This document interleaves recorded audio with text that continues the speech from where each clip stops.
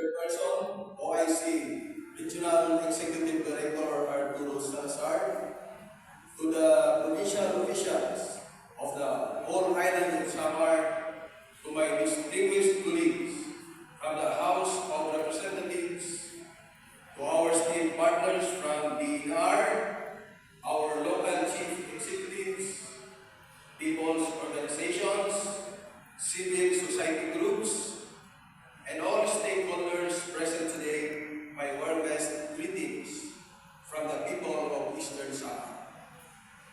It is an honor to stand before you and express my full support to the Samar Island Natural Park and the collective mission we share to protect, preserve, and sustainably manage one of the country's most important natural treasures.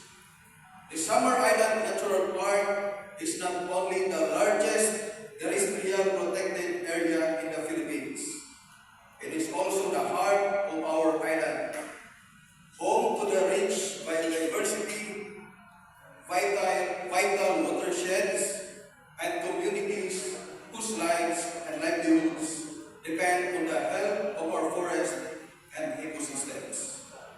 As we gather today for this PACMI and BAG meeting, we are reminded that the stewardship of this protected area is a shared responsibility, one that transcends provincial borders and beyond political lines.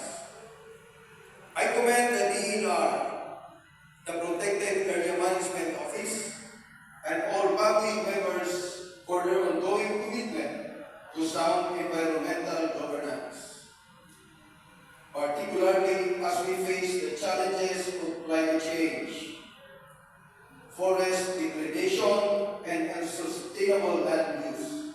The integration of climate-proof prescriptions into the BAM, the strengthening of ecotourism monitoring, and the ratification of resolutions that ensure long-term ecological balance are crucial steps that deserves our collective support.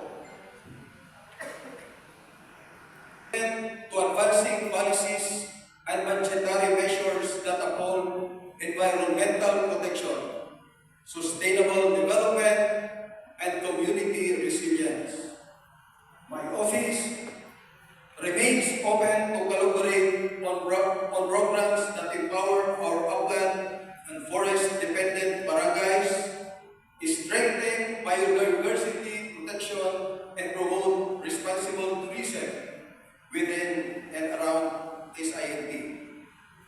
Ngayon, higit kailanman, kailangan natin ang mas matatag na koordinasyon at mas bukas na konsultasyon.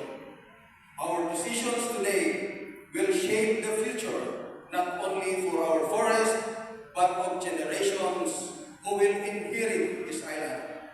Let us therefore deliberate with clarity, act with courage, and decide with the highest regard for the common good. Sa ngalan ng mga taga-Silangang Samar, ipinapaabot ko ang aking buong suporta sa PACMI at sa lahat ng programang magpapatibay sa pamamahala, proteksyon at pangmatagalang pag-unlad ng Samar Island Natural Park. Maraming salamat, and may our efforts today bring renewed strength to the stewardship of our natural heritage. Let us continue working together para sa isang mas luntian, mas ligtas, at mas matatag na Samar Island. Maraming salamat po. Thank you so much, sirs. Your words remind us of our shared responsibility in protecting the Samar Island Natural Park. Once again, another resounding applause. At this juncture, to acknowledge our family members